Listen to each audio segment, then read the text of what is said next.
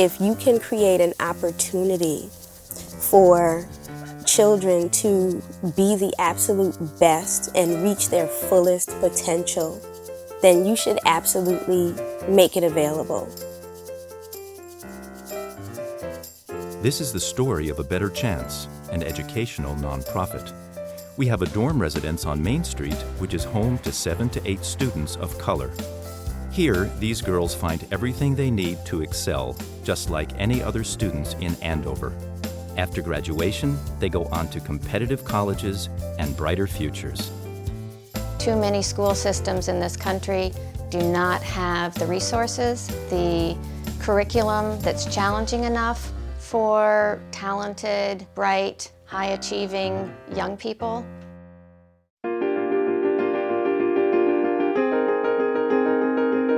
You were here because of your potential to excel. They saw potential. I was announced the valedictorian of my 8th grade class, which had, I think, a little over 500 kids in total. So that was a really big deal for me.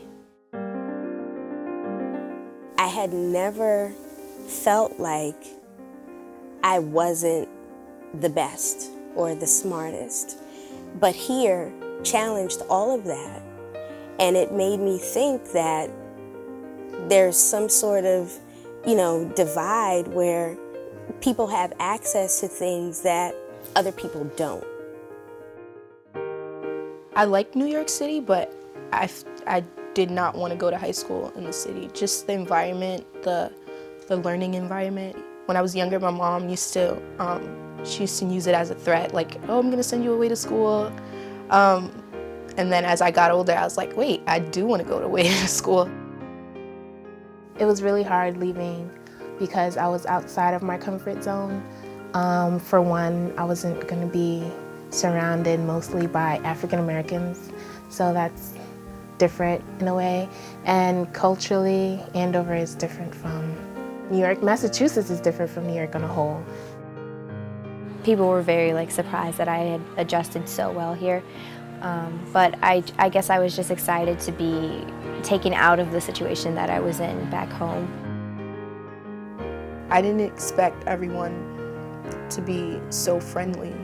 Like, when I first got here, my facial expressions were, don't mess with me, because, yeah, just don't mess with me. Being able to live in the house with the girls that I met, I couldn't ask for a better experience. I love the girls that I lived here with, and we're gonna have long-lasting friendships. Something that is really helpful to me here is definitely the support system that we have.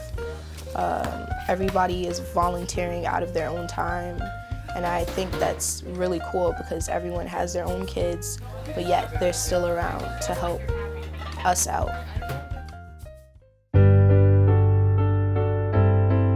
At Andover High School, the teachers really teach you the subject. Like, they really prepare you.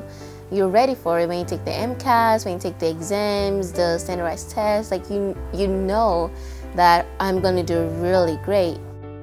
You want to focus on academics? We'll get you a tutor if you need help. It's like, really? You'll do that for me? Wow. I feel like going into high school, the kids that are here, they know each other, they have their friends, they play sports, like they've been with each other their whole lives, and I didn't realize that when I first got here. I just felt like I didn't belong here. But once you open up and you meet new people, you branch out, you volunteer, you play sports, I feel like it definitely plays a part in your high school experience. The school in general is just, it's so different than what I'm used to that it's kind of like eye-opening that wow, a lot of my friends back home aren't going to be able to have this opportunity. I know friends at home, their counselors don't even ask them what college they're going to. They don't talk about the college process at all because most people there assume they're not going to go to school. The expectation coming into the ABC program is that we are going to prepare them for college and as many options as they can for the future. So I believe that when they're here They know that the goal is to have the most fulfilling and enriching experience they can at Andover High School, so that they can have as many options in terms of further education when they leave here. So I took AP Biology my junior year of high school, and I loved it. I was very passionate about it, and from there I wanted to study neuroscience, and I think that's what I'm going to be majoring in college. The reason I want to do neuroscience is because I want to study and learn more about drug addiction, because I've seen it and I've seen what it does to people and their families, and I just want to be able to understand it better and help others. What I think I saw most on the part of the students at Andover High was a sense of respect and admiration for the kids who are in the ABC house for having made the decision to leave comfortable surroundings and come to a community that, that is quite different from what they've experienced.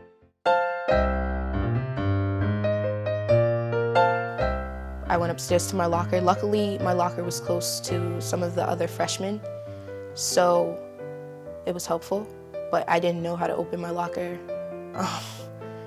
It was just overwhelming for my first day.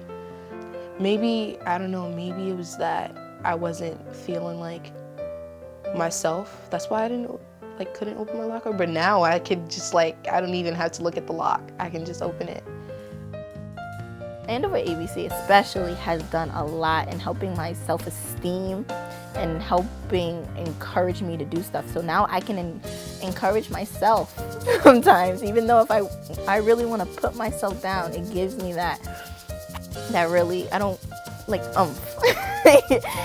just to keep on going and finish it. And I thank Andover ABC so much for doing that for me.